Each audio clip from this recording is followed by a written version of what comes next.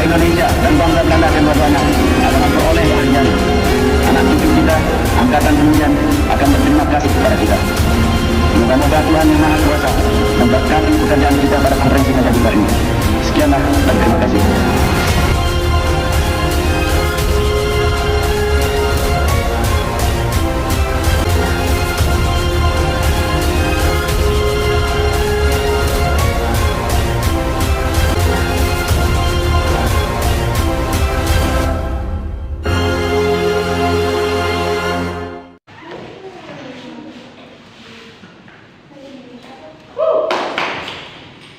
Assalamualaikum warahmatullahi wabarakatuh. Waalaikumsalam warahmatullahi wabarakatuh. Selamat pagi anak-anak. Pagi, Bu. Bagaimana kabarnya? Apakah semuanya sehat? Sehat, Bu. Alhamdulillah. Sebelumnya perkenalkan, nama Ibu Sofa Kurniasari sebagai guru baru yang mengajar sejarah Indonesia. Di sini siapa ketua kelasnya anak-anak? Ya siapa nak? Selamat pagi, Bu. Ya sangat bagus. Mohon untuk dipimpin nak terlebih dahulu doanya. Baiklah, untuk memulai pelajaran pada siang hari ini, alangkah baiknya kita berdoa menurut agama dan kepercayaan masing-masing. Berdoa mulai. Berdoa selesai. Sebelum kita memulai pelajaran hari ini, alangkah baiknya untuk mengecek terlebih dahulu kondisi kelas kita, apakah semuanya sudah bersih? Sudah bersih, Bu. Sebelum kita memulai pelajaran pada hari ini, Ibu absen terlebih dahulu ya nak. Baik, Bu. Baik, Bu. Haliza, Ibu Angela, Intan, saya Bu, Novi, Tiara, Lulu, Nadia, Bagus, Hadir, Bu. Gali, Hadir, Om. Desi, Farah, Aji.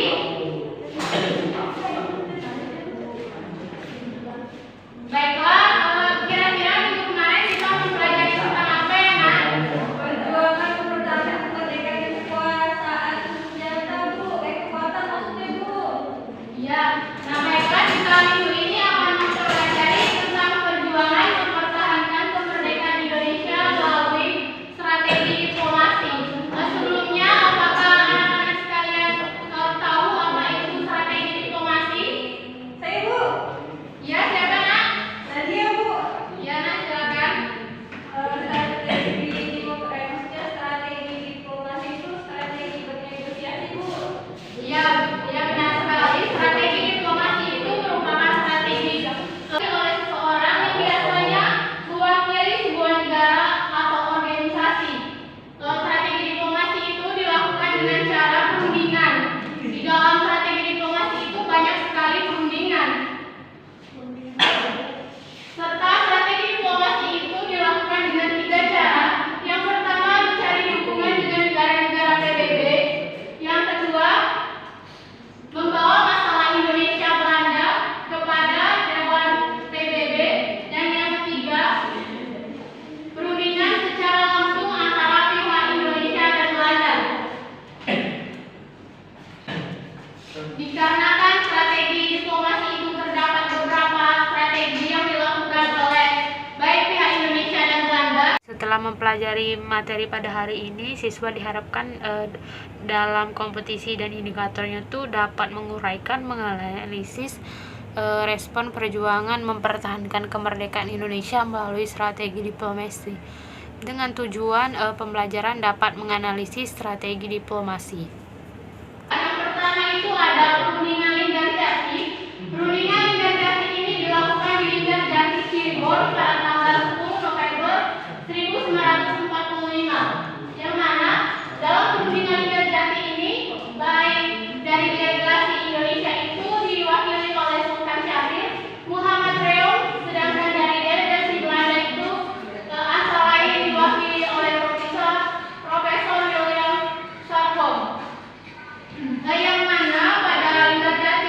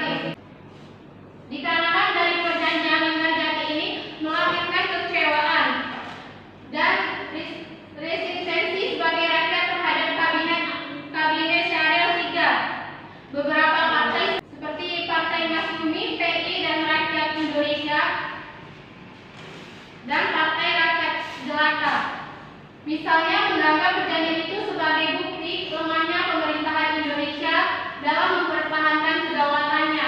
Sementara secara eksternal itu pelaksanaan perjanjian ini pun tidak berlangsung mulus karena terjadi perbedaan pemakiran terhadap beberapa pasal. Sebagai contohnya, Belanda menolak tafsiran bahwa Republik Indonesia sesuai dengan kekuatan de facto dapat mengadakan hubungan dengan luar negeri termasuk penempatan perwakilan. Bagaimana, Nak? Apakah sudah dipahami? Sudah dipahami, Ibu. Boleh izin bertanya, Bu? Baiklah, Nak, silakan. Permisinya, Bu. Maaf, Bu. Makasih, Bu.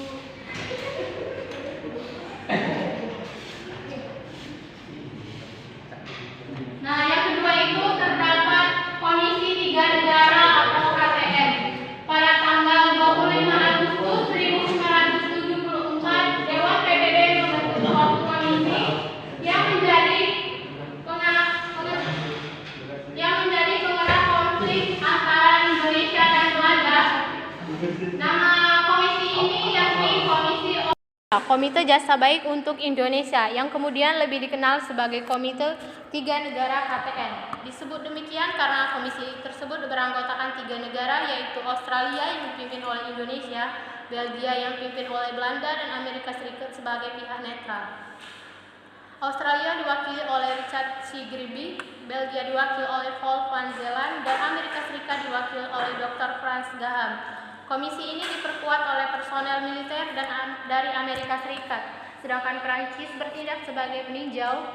Dalam pertemuan pada 20 Oktober 1947 itu, KTN memutuskan tugasnya di Indonesia adalah untuk menyelesaikan sengketa antara Indonesia dan Belanda secara damai. Dalam kaitannya dengan hal itu, KTN berhak mengambil inisiatif untuk masalah militer, sedangkan untuk masalah politik, KTN hanya memberikan saran-saran. Pada 27 Oktober 1947, para anggota KTN telah tiba di Indonesia untuk memulai pekerjaannya. Dari Komisi Tiga Negara ini, apakah ada yang ingin ditanyakan? Tidak, Diana. Baiklah. Yang ketiga itu ada perjanjian Renville.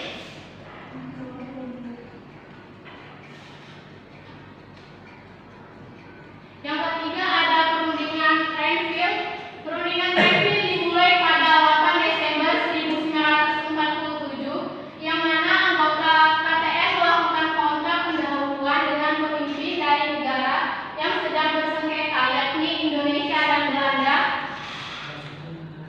Yang mana dalam kesepakatan ini, dalam kabarnya, dalam perundingan ini dilakukan di atas kapal Angkatan Laut Amerika.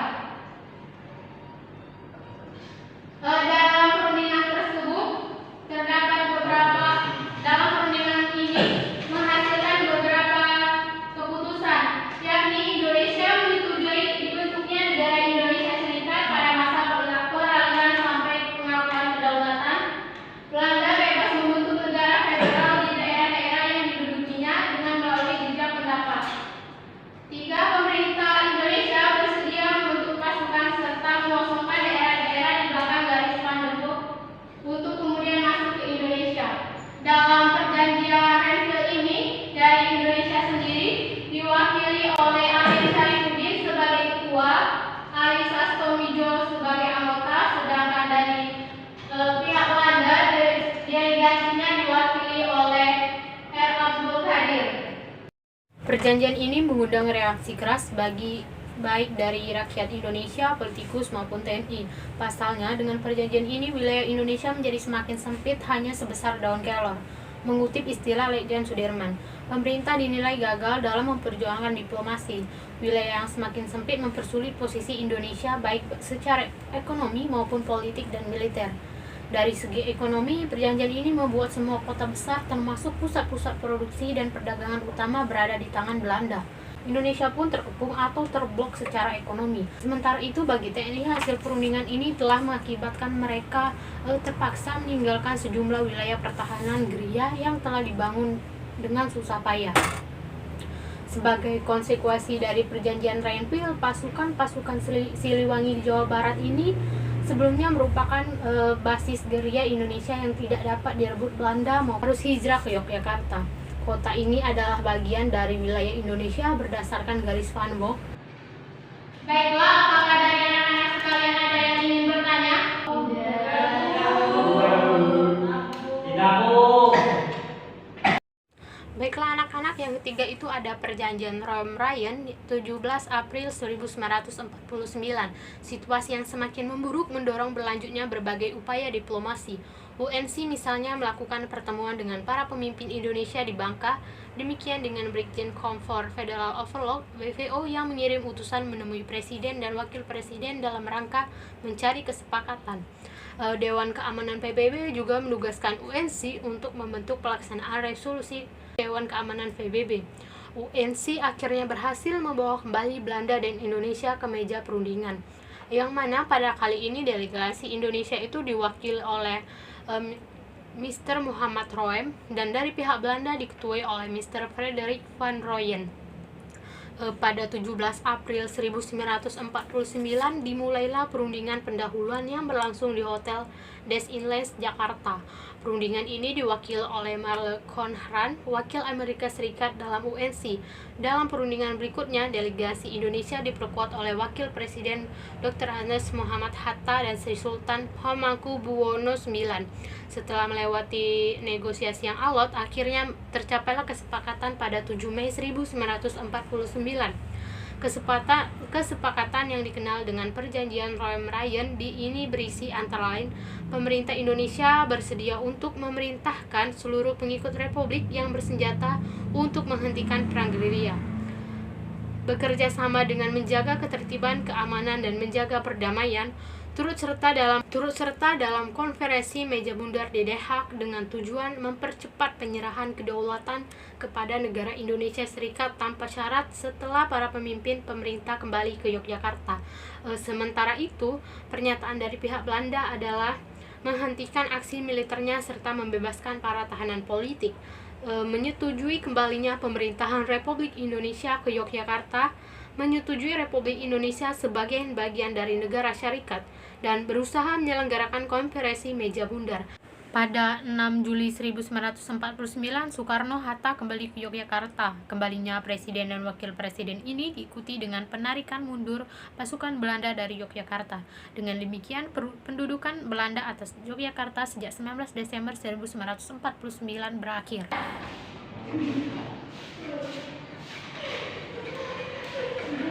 Anak-anak diharapkan untuk diam terlebih dahulu ya.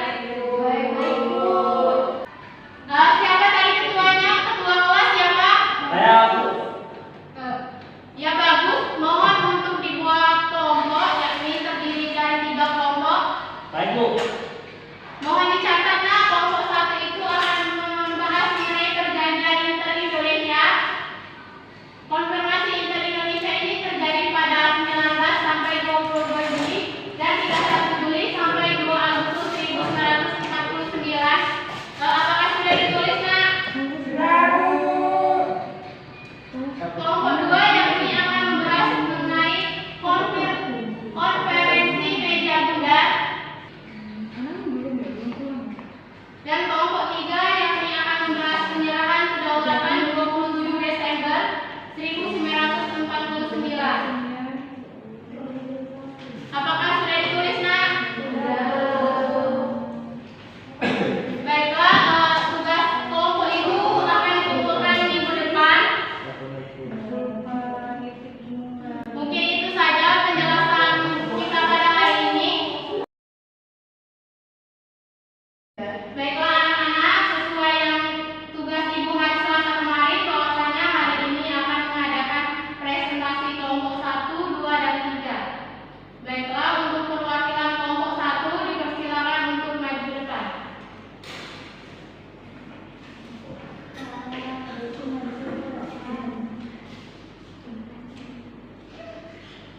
Silakan Nak, dimulai.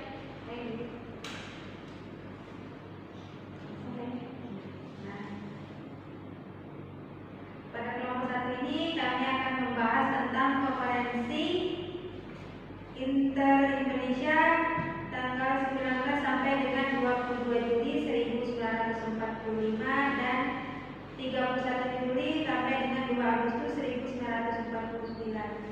Sebelumnya berlangsungnya konferensi meja bundar atau KMB di Den Haag telah dilakukan dahulu pendekatan-pendekatan dan koordinasi dengan Bijenkom for Federal Overleg DPO, terutama yang berkaitan dengan pembentukan Republik Indonesia Serikat.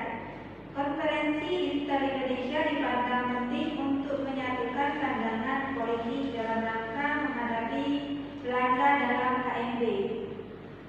Konferensi Inter-Indonesia ini baru dilaksanakan setelah para pemimpin Indonesia kembali ke Yogyakarta.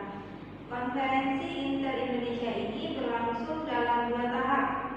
Tahap pertama berlangsung pada 19 sampai dengan 22 Juli 1949 di Kaliurang, Yogyakarta.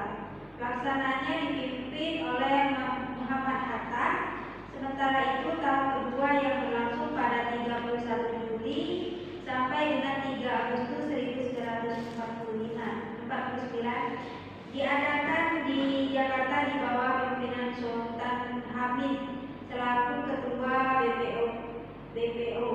Pembicaraan dalam konferensi Inter-Indonesia hampir seluruhnya tentang masalah pembentukan negara Republik Indonesia Serikat atau RIS, di antaranya menyangkut masalah tata susunan dan hak pemerintahan serta pembentukan kerjasama antara RIS dan Belanda dalam Perserikatan Uni tersebut. Dalam hal ini, BPO mendukung tuntutan Indonesia atas penyerahan kedaulatan tanpa ikatan politik ataupun ekonomi. Baiklah, terima kasih kepada kelompok 1. Selanjutnya, perwakilan kelompok 2 silakan maju ke depan untuk mempresentasikan.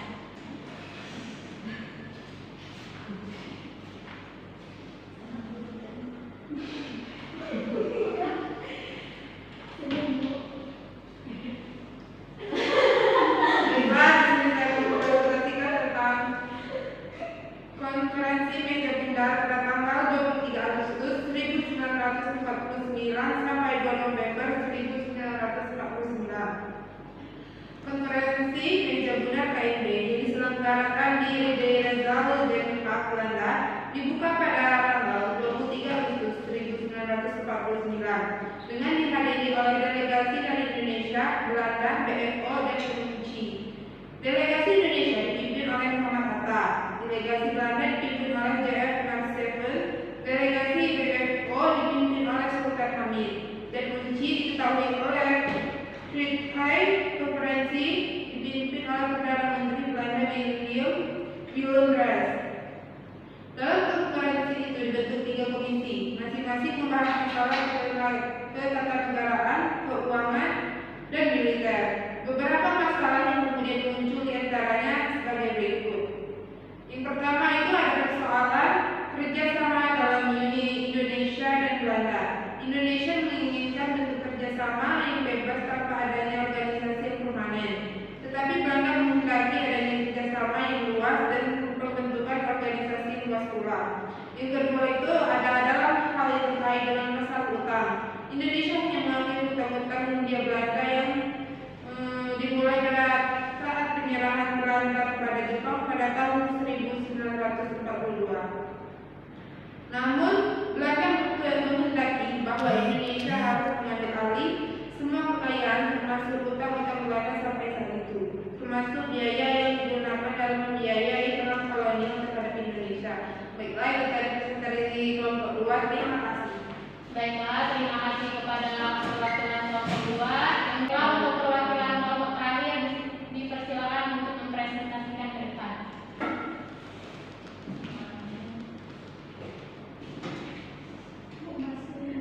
Baiklah, terima kasih kepada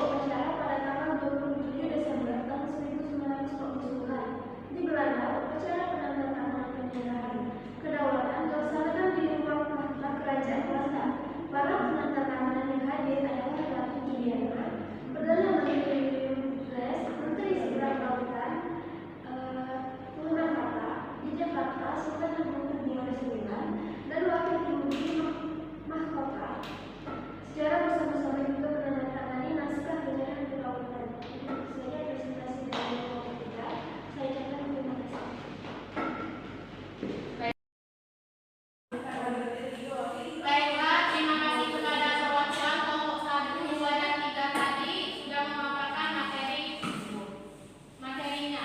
Di sini Ibu izin menambahkan sedikit bahwasannya dari pemaparan kelompok 1 tadi menjelaskan bahwa konfirmasi inter-Indonesia itu terjadi pada 19 sampai 22 Juli 1945, padahal kan konferensi inter-Indonesia itu terjadi pada tanggal 19 sampai